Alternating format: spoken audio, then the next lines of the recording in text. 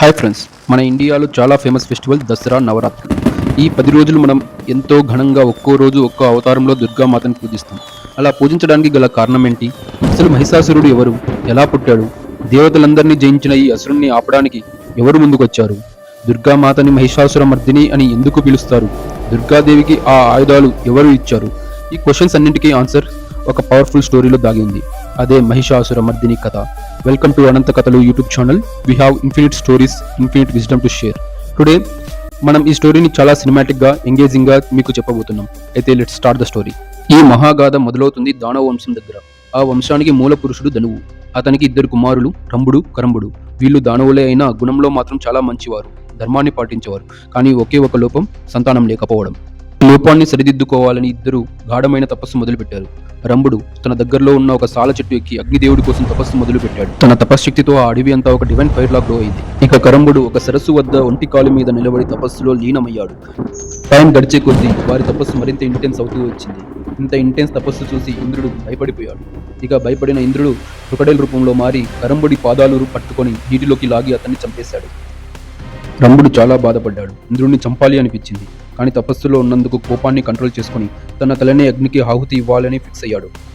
అగ్నిదేవుడు ప్రత్యక్షమయ్యి, రంభాసుర, ఏం చేస్తున్నావు? నీ లైఫ్ ని త్యాగం చేసినంత మాత్రాన నీ తమ్ముడు తిరిగి రాడుగా. నీకు ఏం కావాలో కోరుకో అన్నాడు. అగ్నిదేవ, మాకు సంతానం కావాలి. ఇంద్రుడి మీద ప్రతీకారం తీర్చేలా సర్వలోక విజేత అయిన పుత్రుడు వరముగా ఇవ్వండి. నీ మనసు ఎవరి మీద ఆసక్తి చూపుతుందో ఆమె గర్భం ద్వారా నీకు పుత్రుడు జన్మిస్తాడు అని అగ్నిదేవుడు ఆశీర్వదించాడు. రంభుడు ఇంటికి తిరిగి వెళ్తూ యక్షవిహార భూమిలో ఒక అందమైన మహిషిని చూశాడు. చూడగానే మనసు అట్రాక్ట్ అయింది. ఆమెతో అతడు సంగమించాడు. ఫలితంగా ఆమె గర్భవతి అయింది. రంభుడు సంతోషంతో ఆమెని పట్టమహిషి చేశాడు. ఒకరోజు ఒక బుల్ కామంతో మదించి ఆ మహిషిని వెంటాడింది. రంభుడు ఆపడానికి వెళ్లి వారి మధ్య భీకర యుద్ధంలో రంభుడు మరణించాడు. మహిషి భయంతో పరిగెత్తి యక్షుల వద్దకు చేరి సాయం కోరింది. యక్షులు ఆ బుల్ని చంపేశారు. రంభుడి డెడ్ బాడీని చితిపై ఉంచి దహనం చేశారు. తన ప్రాణనాథుడి మృతదేహం అగ్ని జ్వాలల్లో కాలిపోతుంటే తట్టుకోలేక ఆ మహిషి కూడా సహగమనం చేసింది. అలా చితి జ్వాలల నుండి పుట్టుకొచ్చాడు ఒక అద్భుతమైన శక్తివంతుడు. అతడే మహిషాసురుడు. అతనే రంభుడు, మహిషి యొక్క కుమారుడు. మహిష రాక్షస సంగమ జన్ముడు. అతడి రూపం సగం రాక్షసుడిగా, సగం మహిషి రూపంలో. తన ఫేస్ చాలా భయంకరంగా ఉంది. అతడిని చూసి రాక్షసుడు సంబరాలు చేసుకున్నారు. తండ్రి వంశం వారసుడిగా పాతాళ రాజ్యాన్ని పట్టాభిషిక్తుడయ్యాడు. ఇదే మహిషాసురుడి జనన కథ. మహిషాసురుడు ఇష్టరూపధారి. ఏ రూపం కావాలంటే ఆ రూపం పొందగలడు. నేను సర్వలోక విజేత అవ్వాలి, దేవతల కంటే పెద్దవాడిని అవ్వాలి. అదే కోరికతో తను పర్వత శిఖరం పైకెళ్లి భీకరమైన తపస్సు మొదలుపెట్టాడు. రోజులు, నెలలు, సంవత్సరాలు గడిచిపోయాయి. అతని తపస్సు యొక్క ఇంటెన్సిటీతో మొత్తం త్రిలోకం కదిలింది.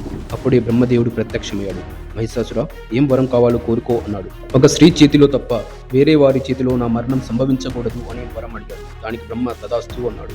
ఇక వరబలంతో అతడు ఒక్కో లోకాన్ని జయిస్తూ వస్తున్నాడు. తన ఆర్మీతో దేవలోకం మీదకు దాడి చేశాడు. అక్కడ ఇంద్రుణ్ణి ఓడించి స్వర్గాన్ని తన చేతుల్లోకి తీసుకున్నాడు. తన ముందు ఏ దేవతలు ఎదురుపడలేక పారిపోయారు. చివరికి దేవుళ్ళు హెల్ప్లెస్ అయ్యారు. ఈ మహిషాసురుని ఎవరు ఆపగలరు అనే భయంతో బ్రహ్మ, విష్ణు, శివుడి దగ్గరికి చేరారు. దేవతలందరూ మహిషాసుర శక్తికి భయపడి ఒకే చోట చేరారు. ఇలా వదిలేస్తే త్రిలోకమంతా అసురుల ఆధీనంలోకి పోతుంది. మన అందరి శక్తులు కలిపితేనే మాత్రమే అతన్ని ఆపగలం అని నిర్ణయించి ఒక శ్రీమూర్తిని సృష్టించాలి అని అనుకున్నారు. బ్రహ్మ, విష్ణువు, శివుడు మరియు మిగతా దేవతలందరూ తమ డివైన్ ఎనర్జీస్ ని రిలీజ్ చేశారు. అవి అన్నీ ఒకే పాయింట్లో కలిసిపోతూ ఆకాశంలో మహా రేడియంట్ ఆర్బ్గా మారాయి. అలా డివైన్ ఆర్బ్ నుంచి వెలువడింది మన దుర్గాదేవి, ఆది పరాశక్తి. ఆకాశమంతా దివ్యకాంతితో నిండిపోయింది. ఒక్కొక్క దేవుడు తమ శక్తి రూపమైన ఆయుధం సమర్పించడం మొదలుపెట్టారు. మొదటగా మహాదేవుడు శివుడు తన త్రిశూలాన్ని అందజేశాడు. అది కేవలం ఆయుధం కాదు, సృష్టి, స్థితి, లయలకు ప్రతీక. ఆ శక్తి దుర్గా చేతుల్లో వెలుగులా ప్రకాశించింది. తర్వాత విష్ణువు తన సుదర్శన చక్రాన్ని సమర్పించాడు. విశ్వాన్ని కాపాడే ఆ చక్రం సమయం, ధర్మం, న్యాయానికి సంకేతం. దుర్గాదేవి చేతిలో ఆ సుదర్శన చక్రం విశ్వచక్రంలా ప్రకాశించింది. ఇంద్రుడు వజ్రాయుధం సమర్పించాడు. పిడుగుల ఉగ్రశక్తి, అపరిమిత వేగం దుర్గాదేవి హస్తంలో మెరుపులా మెరిసింది. వాయుదేవుడు తన ధనస్సును ఇచ్చాడు. గాలి వేగంతో ప్రయాణించే బాణాలు దుర్గాదేవి చేతిలో సిద్ధమయ్యాయి. ఇక అగ్నిదేవుడు తన అగ్ని జ్వాలల నుండి సింహాన్ని సృష్టించాడు. ఆ సింహం మన దుర్గామాతకి మహావాహనంగా నిలబడింది. ఆమె చేతిలో త్రిశూలం మెరుస్తూ ప్రళయశక్తి రూపంలో విరజిమ్మింది. ఒకే బాణంతో పర్వతాలని చీల్చగల శక్తి. ఇది దుర్గాదేవి యొక్క దివ్యకోపం. గర్జించే మేఘాల్లాంటి ఆమె గర్జనతో విద్యుత్ శక్తి విరుచుకుపడింది. త్రిశూలం, ఖడ్గం, చక్రం, ప్రతి ఆయుధం యుద్ధభూమిని వణికించింది. అలా శక్తి అవతారం సిద్ధమైంది. మహాసంహారం మొదలయ్యే సమయం వచ్చింది. రణభూమి సిద్ధమైంది. దిక్కులన్నీ కమ్మేసిన చీకటి. భూమి భయంతో వణికిపోతూ ఉంది. మహిషాసురుడు గర్వంతో ఆకాశమంతా కప్పేసేలా బఫెలో రూపంలో వచ్చాడు. ఒక్క గర్జనతో దిక్కులన్నీ మోగుతున్నాయి. దుర్గాదేవి సింహంపై కూర్చొని ఉంది. అప్పుడు మహిషాసురుడు, అయ్యో దేవతలారా, మీరు అంతా కలిసి నన్ను ఆపలేకపోయారు. ఇప్పుడు ఒక స్త్రీని పంపారా అని అన్నాడు. అప్పుడు దుర్గామాత, ఒక స్త్రీ శక్తి అంటే ఏమిటో ఇప్పుడు తెలుసుకుంటావు మహిషాసురా. ఇది నీ గర్వానికి అంతిమ యుద్ధం అని అనింది. ఇక యుద్ధం మొదలైంది. మహిషాసురుడు ఒక్కో రోజు ఒక్కో రూపంలో అమ్మవారితో యుద్ధం చేయసాగాడు. అలా మొత్తం 9 రోజులు యుద్ధం జరిగింది. కనుకనే మనం నవరాత్రులుగా జరుపుకుంటాం.